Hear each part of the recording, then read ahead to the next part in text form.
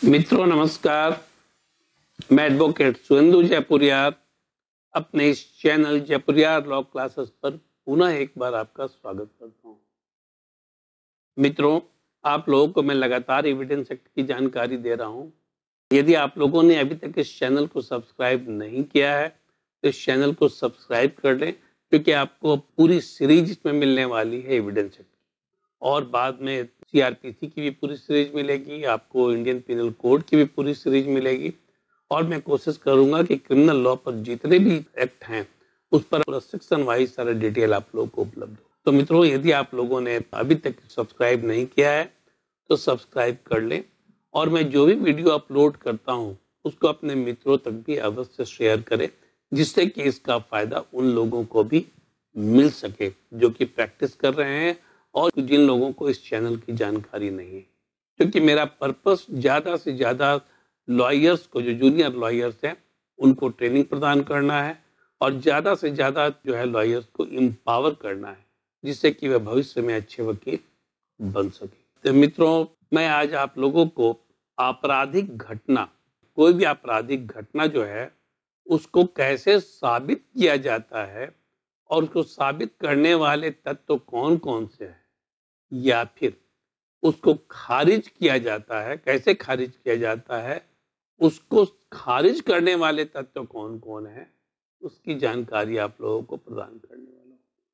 तो आप लोग इस बात को समझ चुके होंगे कि मैं section 9 of the evidence act की बात कर रहा हूं, क्योंकि section 9 of the evidence act जो है वह किसी भी आपराधिक घटना को साबित करने और या फिर उसे खारिज करने में जो तत्व होते हैं उसमें बहुत ही महत्वपूर्ण भूमिका अदा करता है। मतलब जो तत्व इसमें है वह एविडेंस के रूप में, साक्ष्य के रूप में कोर्ट में प्रोड्यूस किए जाते हैं। दूसरी बात यहाँ पर, अब ये जो साक्ष्य के रूप में प्रस्तुत किए जाते हैं, यह सारे जो एलिमेंट हैं और ये सारे जो फैक्ट्स हैं वह कैसे प्रोड्यूस किए जाते हैं। तो जब कोई घटना घटती है तो सबसे पहले जो है उसका एफआईआर होता है और एफआईआर होने के बाद इन्वेस्टिगेशन होता है और इस इन्वेस्टिगेशन के द्वारा ही ये सारे तत्व सामने आते हैं और तब उसे कोर्ट में प्रोड्यूस किया जाता है। प्रोसिक्यूशन उसको एड्यूस करता है, पेश करता है जज के सामने और वही आधार बनता है किसी केस को साबित करने का या किसी घटना को साबित करने का और या फिर उसको खारिज करने का। तो मित्रों, मैं आप लोगों को सेक्शन 9 क्या कहता है इसको मैं सबसे पहले बता दूं। यहाँ पर कहता है फैक्ट्स नेसेसरी टू एक्सप्लेन और इंट्रोड्यूस रेलेवेंट फैक्ट्स। जो रेलेवेंट फैक्ट हैं किसी भी घटना को या किसी भी आपराधिक घटना को घटित होने में करने में जो नेसेसरी फैक्ट हैं, जो रेलेवेंट फैक्ट हैं, उसको एक्सप्लेन करता है यह। अब सबसे पहली बात आती है कि रेलेवेंट फैक्ट है क्या। तो मैंने आप लोगों को फैक्ट इन इशू पहले बताया हुआ है, ठीक है ना। याद करिए, मैंने आप लोगों को फैक्ट इन इशू बताया हुआ है। तो फैक्ट इन इशू क्या है? फैक्ट इन इशू है कि जो घटना कहीं घटित हुई, जो इंसिडेंट हुआ, वह फैक्ट इन इशू है। अब जो फैक्ट इन इशू है उस फैक्ट इन इशू को साबित भी करना होगा, घटना घटी साबित भी करना होगा। तो साबित करने वाले जो तत्व हैं वही रेलेवेंट होंगे। उसी रेलेवेंट फैक्ट्स की बात जो है वह एविडेंस एक्ट का सेक्शन 9 का है। जो रेलेवेंट फैक्ट्स हैं उसको एक्सप्लेन करने की बात कहता है। अब जैसे सपोज करिए कि कहीं पर मर्डर हुआ, तो मर्डर जब हुआ तो मर्डर किसी व्यक्ति का हुआ होगा।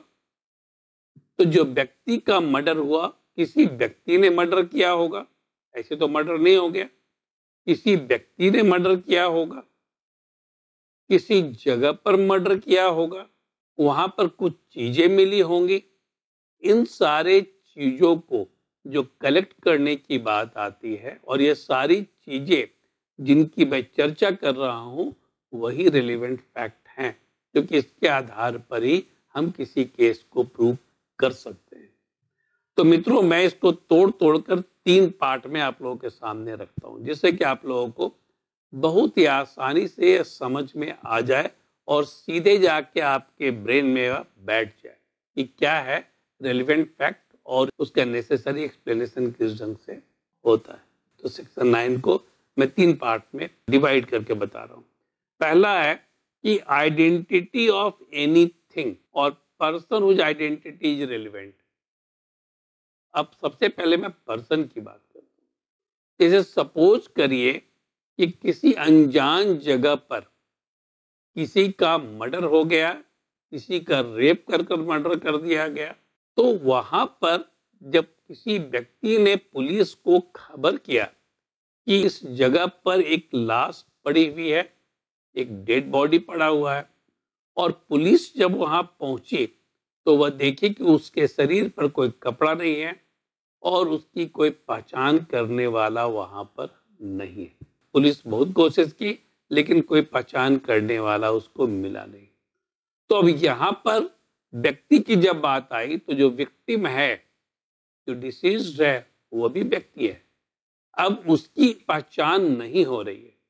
तो अब पहचान नहीं हो रही है और हत्यारा भी वहां पर नहीं है, तो ऐसी स्थिति में क्या इस केस को प्रूव किया जा सकता है? क्या इस केस को प्रूव नहीं किया जा सकता है। तो सबसे पहले जो पुलिस कोशिश करती है वो जानकारी हासिल करने की कि जो विक्टिम है, जो व्यक्ति है, उसकी आइडेंटिटी क्या है, वह उसका नाम क्या है, वो कहाँ की रहने वाली है या कहाँ का रहने वाला है, उसके माता पिता कौन है, इन सारी चीजों की जानकारी वह सबसे पहले कलेक्ट करती है। यदि यह जानकारी कलेक्ट हो जाती है तो उससे वह लिंक एस्टैब्लिश करती है। दूसरा, अब यदि कोई चीज वहां पर पड़ी हुई है, सपोज करिए कि जो व्यक्ति हत्यारा है, और मैंने आप लोगों को बहुत बार बतलाया है कि जो व्यक्ति क्राइम करता है वो कोई ना कोई सुराग जरूर छोड़ देता है, कितना भी शातिर वह क्यों ना हो, क्योंकि वह क्राइम जब करता है तो उसके बाद वह हड़बड़ी में होता है वहां से भागने के। जैसे चोर चोरी करता है तो जरा भी कुछ आवाज होगी तो वह भागने के फिराक में रहेगा। उसी ढंग से जो हत्यारा है, जो बलात्कारी है, उसको लगता है कि जब उसका काम खत्म हो गया कोई उसको देख ना ले, जल्दी से वह वहां से भागने की कोशिश करता है। इसी भागने के क्रम में यदि कुछ चीजें वहां छूट गई तब उससे उस व्यक्ति का पता लगाया जा सकता है। उसी ढंग से यदि विक्टिम का कपड़ा जो है वह कहीं पर झाड़ी में फेंक दिया गया है, उसमें कोई पहचान की चीज मिल गई तो उससे यह पता लगाया जा सकता है कि यह विक्टिम कौन है। उसी ढंग से जो भाग गया है अपराधी, उसका कोई सामान यदि वहां गिर गया हो, कभी कभी आप देखिएगा ड्राइविंग लाइसेंस, आधार कार्ड या फिर कोई वैसा लॉकेट, बहुत सारी चीजें जो छीना झपटी में छूट जाती है जो उसके पहचान का कारण बन जाती है। तो यहाँ पर सबसे पहली चीज क्या आती है? Identity of persons and identity of things.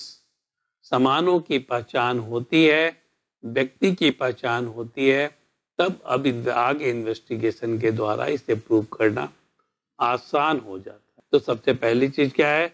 व्यक्ति की पहचान। अब सपोज करिए किसी व्यक्ति ने उसे भागते हुए देखा और उसे उसकी झलक लग रही है कि वह यह व्यक्ति है। जब पुलिस इन्वेस्टिगेशन करती है तो वह व्यक्ति कहता है कि मैंने जिस व्यक्ति को भागते हुए देखा है वह व्यक्ति मुझे मोहन, सोहन, राकेश, कोई भी जो नाम है वह लग रहा है। तब उसके आधार पर पुलिस जो है उसको पकड़ कर लाती है। उस व्यक्ति के बयान के आधार पर पुलिस पकड़ कर लाती है, और जब पुलिस पकड़ कर लाती है तब वहां पर टीआई परेड कराया जाता है। अब टीआई परेड कराया गया तो टीआई परेड से पता चलता है, टेस्ट आइडेंटिफिकेशन परेड से पता चलता है कि वही व्यक्ति है या नहीं। दूसरा, जिस लड़की की हत्या हुई या फिर बलात्कार कर ही हत्या हुई, वह लड़की गर्भवती थी जिस समय हत्या हुई।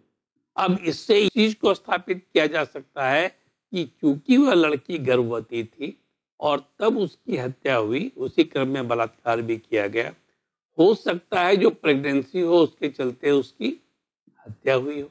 तो वो अनमैरिड लड़की थी, तो प्रेगनेंसी नेचुरली वह इलीगल प्रेगनेंसी होगी।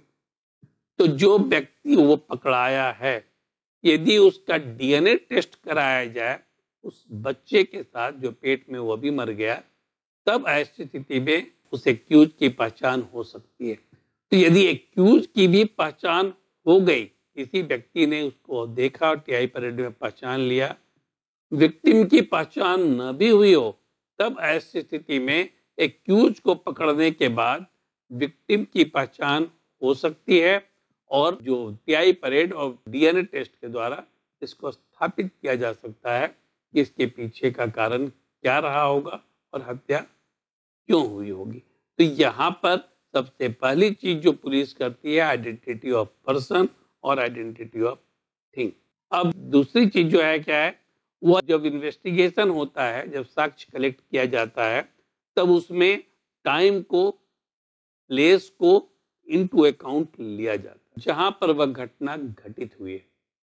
उससे सर्कमस्टांशियल एविडेंसेस को कलेक्ट किया जाता है और जिस प्लेस पर घटना हुई है उस प्लेस के आसपास में क्या चीजें हैं, तो उस लड़की को कैसे लाया गया या फिर उस व्यक्ति को कैसे वहां लाया गया, इन सारी चीजों को उस प्लेस के आधार पर लोकेट किया जा सकता है। दूसरी चीज के समय का जो निर्धारण किया गया, जिस समय पर मारा गया है, वो समय को निकाला जाता है। जब पोस्टमार्टम रिपोर्ट होता है तो डॉक्टर अपने रिपोर्ट में देते हैं, पोस्टमार्टम रिपोर्ट में, कि हत्या कितने घंटे पहले हुई। तो उस समय में यदि आसपास के लोगों से पूछा जाए, सीसीटीवी फुटेज को खंगाला जाए, तो बहुत सारे साक्ष्य को जुटाया जा सकता है। जो व्यक्ति है उसकी पहचान की जा सकती है और रेलिवेंट फैक्ट्स को कलेक्ट किया जा सकता है और रेलिवेंट फैक्ट्स को प्रोड्यूस किया जा सकता है कोर्ट में। ठीक है ना।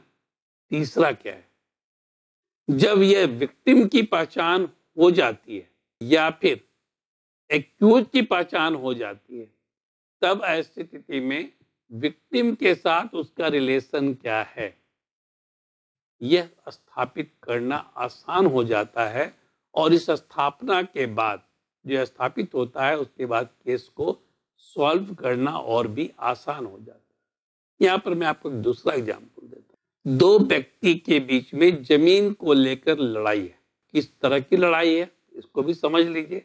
दोनों में कोई रिश्तेदारी नहीं है। एक व्यक्ति ए जो कि दलाल है और फ्रॉड है, उसने सी की जमीन बी को बेच दी और वो कोई और पेपर दिखाया और जमीन कोई और बेच दिया।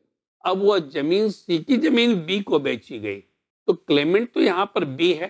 क्लेमेंट यहां पर कौन है? बी है। तो बी ने इस पर कंप्लेंट फाइल किया, ये तो मेरी जमीन है।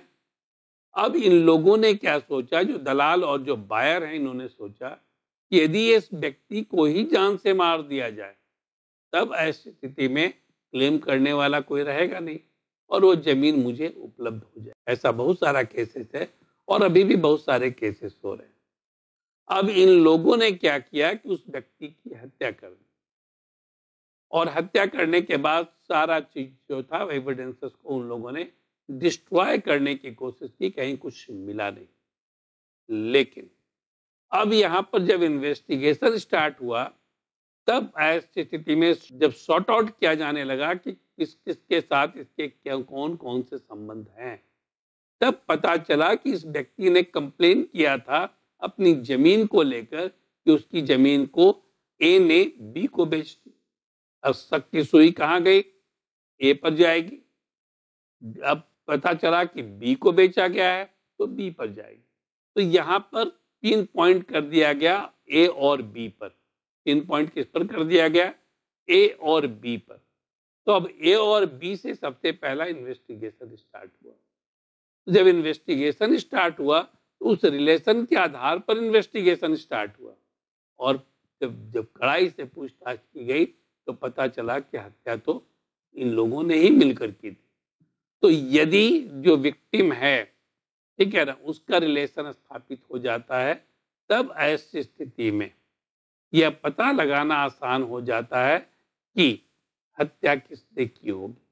उसी ढंग से यदि किसी लड़की की हत्या हुई और वो प्रेग्नेंट है और वह डीएनए टेस्ट से पता चल जाता है कि वह बच्चा जो है वह किसका था या किसका है, तो इसके आधार पर उस व्यक्ति को जब एप्रीहेंड किया जाएगा तो सबसे पहले सख्ती तो इस पर ही जाएगी कि वो बच्चा इलीगल था, उसको छिपाने के लिए उसने उसकी हत्या कर दी।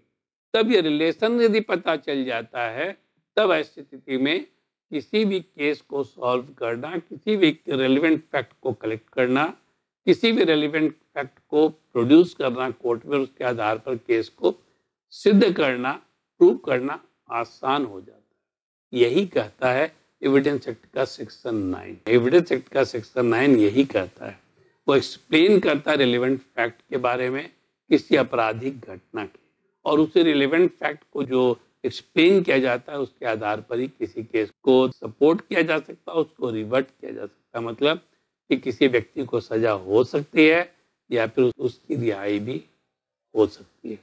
तो मित्रों, मैं उम्मीद करता हूं कि आप लोगों को सेक्शन 9 बहुत ही क्लियर हो चुका होगा।